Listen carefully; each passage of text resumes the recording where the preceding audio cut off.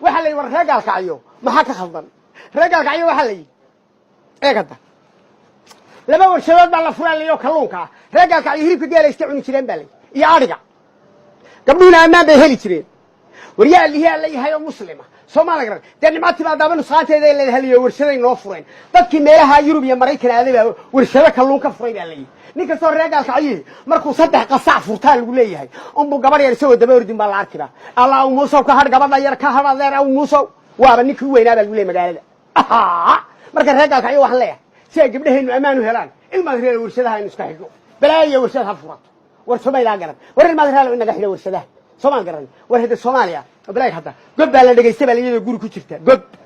gabdhaha amaanayeen baa geel la way hadal hayeen gob baa la dhageystay baa guri ku jirta cunto hadal hayeen baa la yiri gabdhana way faraxmeynayeen reegal kaciyo gob inaatiin ilaahayna waa ogyahay Soomaaliya oo dhan waa ogtahay laakiin de gobonnimadeenu waxay khatar galaysaa markaynu gabdhaheenu ku sarno inagoo gadh waaweyna sodog yaala qodhiin iyo xeradii balka warrama hada wixii adeer khaladaha iga dhacaan ay ku qaata Soomaaliya labada warshadoodna inaga xidha